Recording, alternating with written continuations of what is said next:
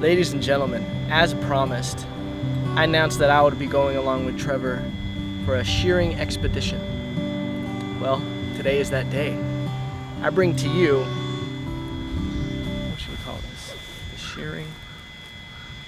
The Evan Lopez show. No, what do you call it? What's your show called? I just call it Evan Lopez Vlog. I don't know what to call it. I don't even like calling it a vlog. Welcome to the shearing episode, where Trevor is going to display his sheer talent, if you will. Gotta keep a straight face, man. Alright, Ev. Hopefully this audio is adequate for you. Let's see, why I like shearing. I guess I like shearing because, I don't know, it combines this physical skill and concentration and knowledge and kind of dynamic adaptability, for lack of a better term. Today I have wore the attire of Trevor Hollenback shearing to support my VC alumni brother in his quest to shear 1 million sheep by the end of the year. Is it feasible? Yes. Is it possible? No.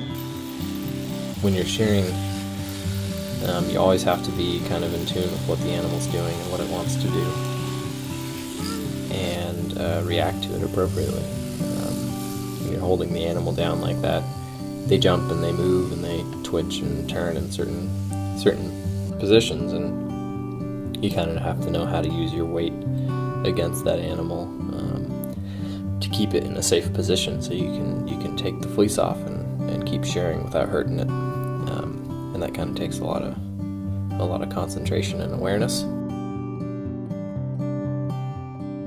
When I first learned, everybody would tell me that the first 1,000 sheep are the hardest, and I've kind of grown to learn that that's definitely true.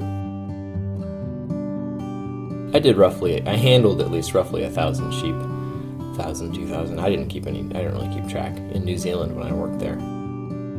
That was definitely the hardest time. It's the time, at least so far in my career as a shearer, that I had the most helpful guidance. Since February this year, I've probably done closer to 1,400 sheep, maybe 1,500. It gets easier, but in a way it gets harder. I don't really know how to describe it. Trevor said that he went to Europe and you just saw someone doing this? Yeah, so I was in Europe and I saw a professional shearer working.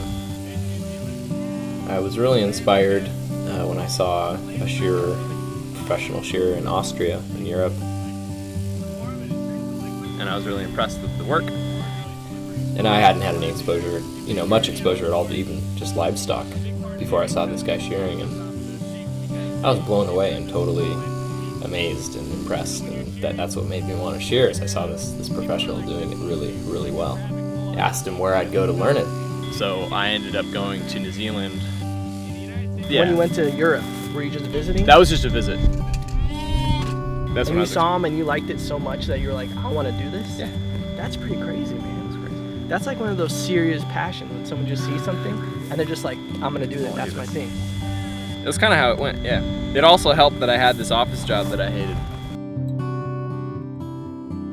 I have my degree in philosophy from San Francisco State University, and that was good. I'm glad I did it. I didn't want to do anything with the degree. I was just kind of beaten over the head with the idea that you have to get your degree in order to do something in this world, and bought into it. And so I decided that if I'm going to get my degree, I may as well get it in something I enjoy. So I studied philosophy. And that was a good choice, I think, for me. I'm glad I did it. At the end of it, I think I was definitely ripe for something else, to try something else. And shearing afforded me that big change, in what I was used to. Ladies and gentlemen, shearing sheep, or even just watching shearing sheep, can get tiring.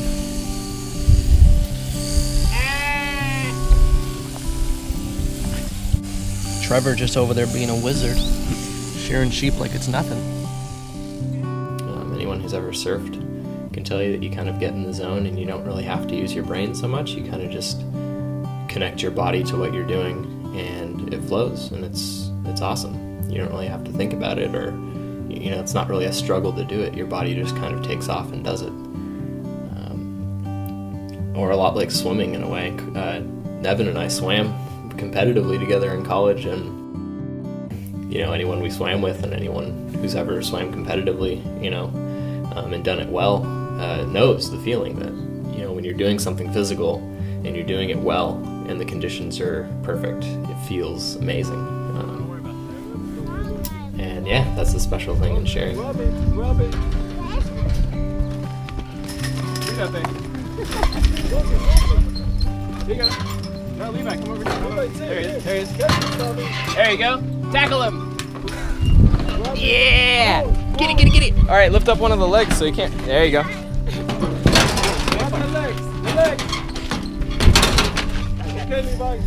Nice. That was awesome. Thank you, Levi. And what's your name? Autumn. Thank you, Levi. Autumn. You guys are awesome. How do you feel, Levi? You ready to do some mutton busting? I was on a computer all day, calling people, emailing. It's just like I couldn't do it anymore. I was so tired of it. And I still had the job when I came back, and so whatever. Long story short, I came back, quit the job, went to New Zealand, learned how to shear, worked there for a little while, went back to Europe, sheared with the guy I saw originally doing it for about a month and a half. That's pretty crazy. Yeah, it was awesome. And then came back here, and now I'm shearing in the United States independently.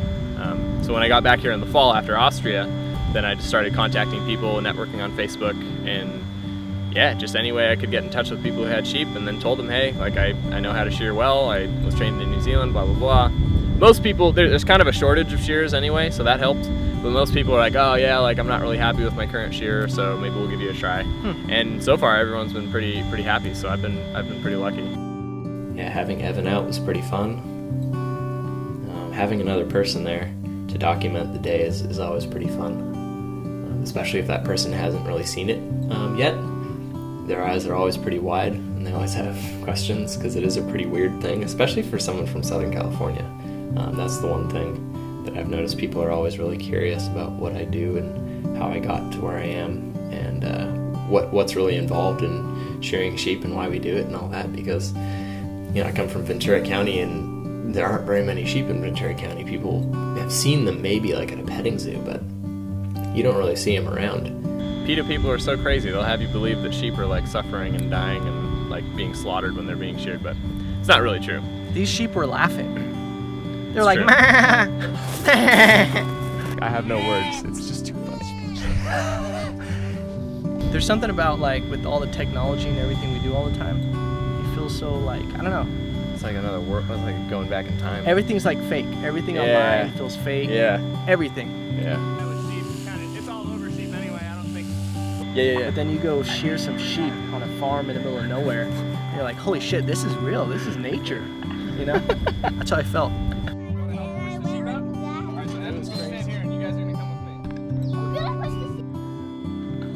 But ladies and gentlemen, I want to thank you. I want to thank Trevor. We'll do that handshake that everybody does on camera. I know.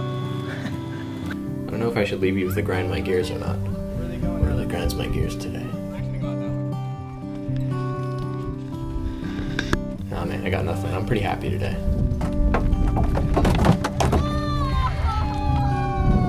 Today's a good day. This weekend was awesome.